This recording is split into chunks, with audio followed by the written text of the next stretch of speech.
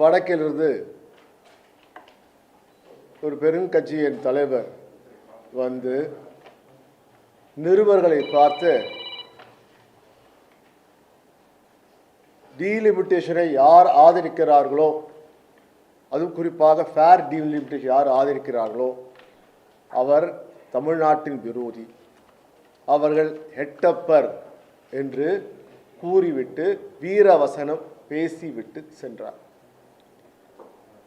அப்பொழுது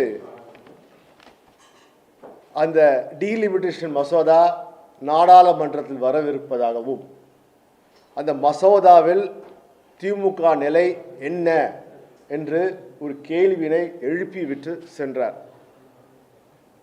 வராதா மசோதாவுக்கு வரப்போகிறது என்று அந்த கட்சியின் தலைவரே எடுத்து கொடுத்தவுடன் அந்த கட்சியின் வாளாக செயல்படும் தமிழ்நாட்டின் அந்த கட்சியின் தலைவர் ஒருவர் 17ஆம் தேதி வருகிறது மசோதா, 16ஆம் தேதி வருகிறது மசோதா, பாருங்கள் திமுக நிலைப்பாட்டை பாருங்கள், என்ன செய்ய போகிறார்கள் பாருங்கள் என்று அவரும் அவர் பங்குக்கு வீரவசனம் பேசினார்.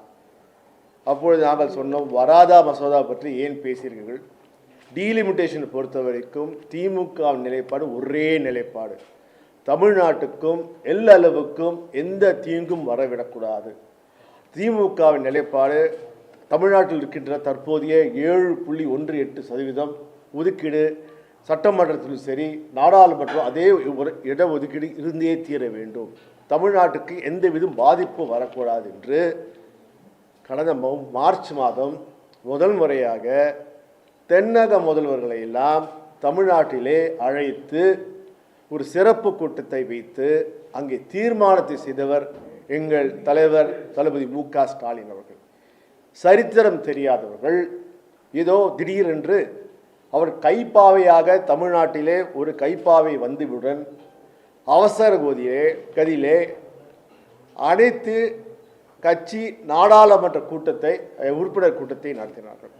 அப்பொழுது நாங்கள் கேட்டோம், முதல்ல காவிரி தண்ணி வரல, மேகதாடு அணை கட்டப்படுகிறது, தமிழ்நாட்டு முதலமைச்சர் திரு விஜய் அவர்களே அனைத்து கட்சி தலைவர்கள் கூட்டத்தை கூட்டி ஒரு தீர்மானத்தை போடுங்கள், ஒரு முடிவு எடுங்கள் என்றோம்.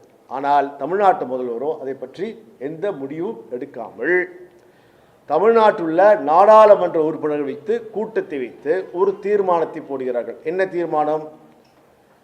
டீலிமிட்டேஷன் இப்படியே இருக்க வேண்டும், நோ டீலிமிட்டேஷன், இப்போது இருக்கின்ற 543 தொகுதிகளும் அப்படியே இருக்க வேண்டும், ஃப்ரீஸ் செய்ய வேண்டும் என்று தீர்மானத்தை போட்டு செய்தார்கள். பிறகு காவிரி பங்கீடு பற்றி பேசவே இல்லை. பிறகு ஏதோ அவர்களுக்கு காங்கிரஸ் ஏதோ சொல்கிறது என்று மீண்டும் தமிழக சட்டமன்றத்திலே ஒரு தீர்மானத்தை கொண்டு வருகிறார்கள். என்ன தீர்மானம்? அங்கேயும் நாங்கள் டீலிமிட்டேஷன் கூடாது, 543 ஃப்ரீஸ் செய்ய வேண்டும். அதை திமுகவும் ஆதரித்தது. அதான் எங்களுடைய நிலைப்பாடு. அதை நிலைப்பாடு ஆதரித்தோமா? ஆனால் நேற்று மாலை என்ன ஆயிற்று? தமிழ்நாட்டின் முதல்வர், இங்கு 2 தீர்மானத்தை போட்ட முதல்வர் திரு விஜய் அவர்கள், காங்கிரஸ் பேச்சை கேட்டு கைப்பாவையாக நடந்து கொள்ளும் திரு விஜய் அவர்கள் அமித்ஷாவை பார்த்தவுடன் நிலைப்பாட்டை மாற்றிவிட்டார். என்ன நிலைப்பாடு? Fair delimitation. முதல்ல டீலிமிட்டேஷனே மாற்றக்கூடாது, 71 எப்படி இருந்ததோ அப்படியே ஃப்ரீஸ் செய்யுங்கள் என்று அனைத்து கட்சி எம்பிக்கள் கூட்டத்தில் தீர்மானம் போட்டுவிட்டு, சட்டமன்றத்தில் ஏகமனத்துடன் தீர்மானம் போட்டுவிட்டு, அமித்ஷாவை பார்த்தவுடன் கூட்டணி மாறிவிட்டாரா விஜய் என்ற கேள்விக்கு வருகிறது. பாஜக காங்கிரஸ் கூட்டணி விட்டு பாஜக கூட்டணிக்கு மாறிவிட்டாரா? இல்லை, அவருக்கு அமித்ஷாவை பார்த்தவுடன் பயம் வந்து விட்டதா என்ற அச்சம் வந்திருக்கிறது. பல்டி அடித்த முதல்வர் திரு விஜயை பற்றி கேட்கிறோம், உங்கள் நிலைப்பாடு என்ன? தொடர்ந்து திமுகவை பொறுத்த வரைக்கும் எங்கள் தலைவரும் சரி எங்கள் எதிர்கட்சி தலைவரும் சரி ஒரே நிதானமான நிலையில் நாங்கள் இருக்கிறோம், தமிழ்நாட்டுக்கு எந்தவித பாதிப்பு இல்லாமல் இருக்க வேண்டும் என்று. ஆனால் நீங்கள் என்ன செய்தீர்கள்?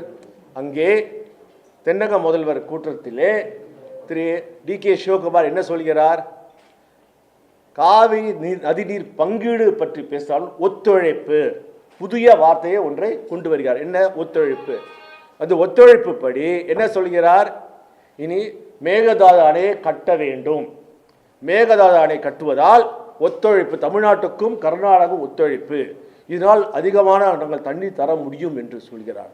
அங்கே இருக்கின்ற தமிழ்நாட்டு முதல்வர் திரு விஜய் அவர்கள் அதை எதிர்த்து ஒரு வார்த்தை கூட பேசாமல் அமைதி காக்கிறார். ஆனால் இதே காவிரி நதி நீர் பங்கீடு பற்றி அவர் பேசும்போது ஏற்கனவே உச்ச நீதிமன்றத்திலே வந்து தீர்ப்பை படி நடந்து கொள்ள வேண்டும் என்கிறார். இதே தானே எங்கள் தலைவர் திரு மு.க. ஸ்டாலின் சொல்கிறார். நான் என்ன சொல்றேன், நீங்கள் கர்நாடகா போகாதீர்கள், ஏற்கனவே உச்ச நீதிமன்ற தீர்ப்பெல்லாம் தமிழ்நாட்டுக்கு சாதகமாக இருக்கிறது, சாதகமாக இருக்கும்போது நீங்கள் போய் போகாதீர்கள் என்றோம். அப்போது நான் போய் கர்நாடகா முதல்வரை சந்தித்து பேசுகிறேன்னு சொன்னீர்களே, அது தவறான முடிவு தானே. இதே தானே நாங்கள் சொன்னோம். இதுதான் திமுக உங்களுக்கு எடுத்துக்கொடு, உங்கள் அனுபவம் பத்தவில்லை. அனுபவம் வாய்ந்த ஒரு கட்சி திமுக சொல்லும்போது கேட்டுக்கொள்ளுங்கள். உங்கள் கூட இருக்கின்ற கூட்டணி கட்சிகள் ஒருத்தருக்கும் அனுபவம் இல்லை. ஏன்னா அவங்க என்ன நினைக்கிறாங்களா, படித்த மேதாவிகளை கூட வைத்திருக்கிறார் என்று காங்கிரஸ் நினைத்துக் கொள்கிறது. எப்பவுமே காங்கிரஸ் வந்து 1-2 படித்த மேதாவிகள், அது பெரிய மேதாவிகள் வருவாங்க, வந்து தமிழ்நாட்டு அரசியல் பற்றி ஒன்றும் தெரியாது, அவர்கள் தான் கரைத்து குடித்து தமிழ்நாட்டு அரசியலை நிலையை மாற்றப் போகிறார் என்று தவறான அறிவர்களை கூறுவார்கள். தமிழ்நாட்டின் உரிமைகளை பறிப்பார்கள். அதுதான் இருக்கு. எங்கள் கேள்வி என்றால், இந்திய பெரிய கட்சியின் தலைவரே, நீங்க சொன்ன எட்டப்பர் யார்? இன்று டீலிமிட்டேஷன்ல நோ டீல் வேண்டவே வேண்டாம் என்று சொல்லி நிலையை மாற்றி ஃபேர் டீலிமிட்டேஷன் வேண்டும் என்று கேட்கின்ற அந்த எட்டப்பர் யார்? நீங்கள் கூட்டணி வைக்கும் கட்சி ஆட்சியின் முதலமைச்சர் தானே திரு விஜய். அப்போது திரு ராகுல் காந்தி யாரை எட்டப்பர் என்கிறார்? விஜயா? அதுக்கு விஜய் பதில் சொல்வாரா? இல்லை மாணிக்கம் தாக்கூர் இருக்காரா? எங்க இருக்கான்னு தெரியல, பக்கத்தில் பார்த்தா இந்த போஸ்டர் இருக்கு, கூட்டம் போட்டுக்காரு. அந்த கூட்டத்திலே இந்த மாதிரி பேசுறது தவறு என்று சொல்வாரா? இங்கே பார்த்தீங்கன்னா காங்கிரஸ் கேட்டோம், ஏங்க காங்கிரஸ் நிலைப்பாட்டை சொல்லுங்க. கர்நாடகாவில் ஒரு நிலைப்பாடு, தெலுங்கானாவில் ஒரு நிலைப்பாடு, ஒவ்வொரு மாநிலத்துக்கு மாறி மாறி பேசுறீங்களே, இங்க நிலைப்பாடு என்ன? காவிரி நதிநீர் பங்கீடை பற்றி ஏன் தமிழ்நாடு காங்கிரஸ் வாய் திறக்கவில்லை? தமிழ்நாட்டுக்கு வருகின்ற காங்கிரஸ் தலைவர்கள் ஏன் பேசவில்லை? இதை கேட்பது தவறா? எங்கள் மாநிலத்தின் உரிமைக்கு போராடுகிறோம். திமுகவும் சரி, திமுக மட்டும்தான் தமிழ்நாட்டின் மாநில உரிமைகள் போராடுகிறது. இங்கே வருவதெல்லாம் வெறும் ப்ரெஸ்ஸை பார்த்து ஏதோ பப்ளிசிட்டி பண்ண போகிறாங்க. இப்போது கேட்க பல்ட்டி அடித்த திரு விஜய் அவர்களே, இதற்கு பதில் சொல்லுங்கள். உங்கள் உண்மையான நிலைப்பாடு என்ன?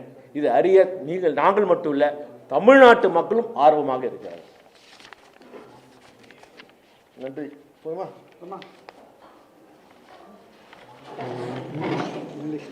இங்கிலீஷா? மைக்ல